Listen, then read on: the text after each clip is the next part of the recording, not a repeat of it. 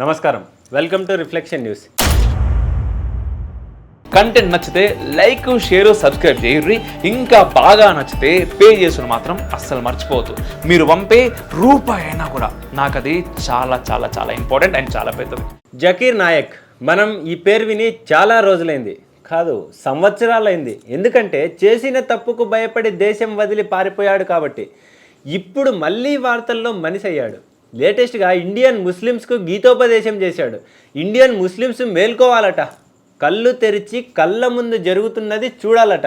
భారతదేశంలోని కనీసం 50 లక్షల ముస్లింలు ప్రతిపక్షాన్ని సపోర్ట్ చేయాలట. వక్ఫ్ బోర్డు అధికారాల సవరణ బిల్లును ఆపాలట, లేకపోతే అల్లా ముస్లింలను క్షమించడట.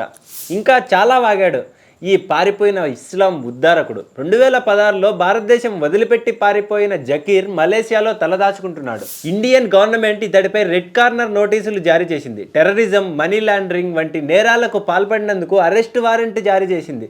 ఇంటర్పోల్ ఇతడి గాడిని అరెస్ట్ చేసేందుకు రెడీగా ఉంది. కానీ ఈ పెద్ద మనిషి ప్రపంచానికి కనిపించకుండా దేశం వదిలి పారిపోయి మలేసియాలో దాక్కుండిపోయాడు. సడన్గా ఇప్పుడు మళ్ళీ భారతదేశంలో ఇస్లాం మతాన్ని ఉద్ధరించడానికి మళ్ళీ ప్రత్యక్షమయ్యాడు.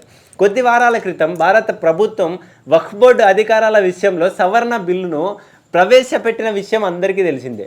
ఈ బిల్లుపై దేశవ్యాప్తంగా చర్చ జరుగుతున్న వేళ సడన్గా ప్రత్యక్షమయ్యాడు జకీర్ నాయక్. ఇతర మతాలకు వ్యతిరేకంగా ఉపన్యాసాలు ఇవ్వటం, ఇస్లాం మతంలోకి చేరమని ప్రలోభ పెట్టడం, ఇది జకీర్ నాయక్ పని.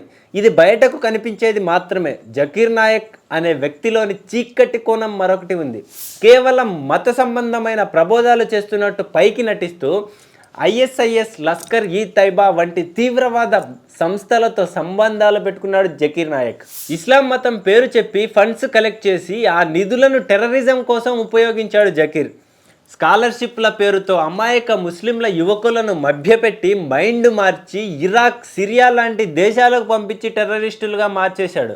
ఇలాంటి వ్యక్తి ఇప్పుడు మళ్ళీ ఇస్లాంలను ఉద్ధరించడానికి మళ్ళీ బయటకు వచ్చాడు. భారత ప్రభుత్వం వక్ఫ్ అధికారాల విషయంలో సవరణ బిల్లును ప్రవేశపెట్టిన విషయం మనందరికీ తెలిసిందే. ప్రభుత్వం కూడా కట్టడి చేయలేనంత విస్తృత స్థాయి అధికారాలను ఒకప్పటి నెహ్రూ ప్రభుత్వం వక్ఫ్కు కట్టబెట్టింది. ఆ అధికారాలను అడ్డుపెట్టుకొని వక్ఫ్ బోర్డు నానా అరాచకాలు చేసింది. కన్నపడిన చోటల్లా ఆక్రమించింది. కంటపడిన స్థలాన్నింటినీ కబ్జా చేసింది. కబ్జా చేసిన స్థలాలన్నింటిలోనూ మదర్సాలు, మసీదులు కట్టింది. ఆ మదర్సాలలో చేరిన అమాయక ముస్లింల పిల్లలు బ్రెయిన్ వాష్ చేసి టెర్రరిస్టులుగా మార్చేసింది. పాకిస్తాన్, బంగ్లాదేశ్ వంటి దేశాల నుంచి భారతదేశంలోకి తీవ్రవాదులను ఇంపోర్ట్ చేసే పనిలో వక్ఫ్ బోర్డు నిత్యం నిమగ్నమై ఉంటుంది. కానీ ఇవేవి బయట ప్రపంచానికి తెలియదు. వక్ఫ్ బోర్డు చీకటి కోణాన్ని భారత దర్యాప్తు సంస్థలు పసిగట్టాయి. ఇస్లాం మతం పేరు చెప్పి వక్ఫ్ చేస్తున్న దేశ వ్యతిరేక కార్యకలాపాలను కనిపెట్టాయి. అందుకే వక్ఫ్ బోర్డుకు కట్టబెట్టిన నిస్తృత అధికారాలను కట్టడి చేయాలని కేంద్ర ప్రభుత్వం నిర్ణయించుకుంది. అందులో భాగంగానే అధికారాల సవరణ బిల్లును ప్రవేశపెట్టింది. ఈ సవరణ బిల్లుకు దేశవ్యాప్తంగా 90% మంది మద్దతు తెలుపుతున్నారు. ముస్లింల నుంచి కూడా ఈ సవరణ బిల్లుకు మద్దతు లభిస్తోంది. కానీ ముస్లింలను ఓటు బ్యాంకుగా వాడుకునే కొంతమంది మాత్రం ఈ బిల్లుపై అబద్ధపు ప్రచారం చేస్తున్నారు. ఈ ఇస్లామిస్ట్ దొంగ జకీర్ కూడా ప్రస్తుతం అదే పని చేస్తున్నాడు. ఇస్లాం మతానికి అదేదో జరగరాని ఘోరం జరిగిపోయినట్టు, ముస్లింలకు ఏదో తీరని నష్టం జరుగుతున్నట్టు విష ప్రచారం చేస్తున్నాడు. అసలు వక్ఫ్ బోర్డు అధికారాల సవరణ బిల్లు ఏమిటి? దానివల్ల ముస్లింలకు లాభమా నష్టమా అనేది నేను ఇప్పటికే ఇంకో వీడియోలో క్లియర్గా చెప్పాను. ఓసారి ఆ వీడియో మన రిఫ్లెక్షన్ ఛానల్లో ఈ వీడియో కంటే ముందే ఉంది, చూడండి. నిజంగా ఇస్లాం మతానికి మంచి జరగాలని కోరుకునే వారెవ్వరూ వక్ఫ్ బోర్డు అధికారాల సవరణ బిల్లును వ్యతిరేకించరు. కేవలం ఇస్లాం పేరు చెప్పుకొని ముస్లింలను వాడుకునే వాళ్ళు మాత్రమే ఆ పని చేస్తారు. ఈ జకీర్ అనే వెధవ చేసేది కూడా అదే. ఇక్కడ మీరంతా ఆశ్చర్యపోయే ఓ విషయం చెప్పనా? 2016లో జకీర్ నాయక్ భారతదేశం వదిలి పారిపోయిన తర్వాత ఇదే వక్ఫ్ బోర్డు జకీర్ నాయక్ను ఇస్లాం మతద్రోహిగా పేర్కొంది. జకీర్పై ఇండియన్ గవర్నమెంట్ అరెస్ట్ వారెంట్ జారీ చేయడాన్ని సమర్థించింది కూడా. ఇస్లామిక్ టెర్రరిజానికి ఫండింగ్ చేసిన వక్ఫ్ బోర్డు అదే ఇస్లామిక్ టెర్రరిజానికి సపోర్ట్ చేసిన జకీర్ నాయక్ను ద్రోహిగా అభివర్ణించడం ఏమిటి? కాస్త కన్ఫ్యూజింగ్గా ఉంది కదా.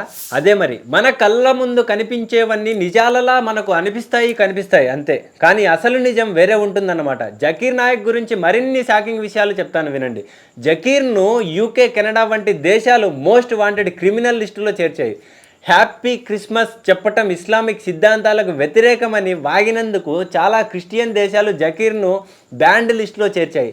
అంటే ఎప్పటికీ ఆ దేశాల్లోకి జకీర్కు ఎంట్రీ ఉండదన్నమాట. ఈ దేశద్రోహి తలదాచుకుంటున్న మలేషియా కూడా నోరు మూసుకొని ఇంట్లో ఉంటానని రాతపూర్వకంగా హామీ ఇచ్చిన తర్వాతే ఆశ్రయం ఇచ్చింది. అందుకే ఇంతకాలం నుంచి వాడు బయటకు రాలేదు. కానీ సడన్గా ఇప్పుడు మళ్ళీ వాగుడు మొదలుపెట్టాడు. వీడి మాటలను పట్టించుకునే వాడెవ్వడూ లేకపోయినా 8 ఏళ్ల క్రితం దేశం విడిచి చెప్పులు చేత్తో పట్టుకుని రాత్రికి రాత్రి పారిపోయిన ఓ వెధవ మళ్ళీ మన దేశం అంతర్గత విషయాల గురించి పిచ్చి కూతలు కూయడం చర్చనీయాంశంగా మారింది కదా.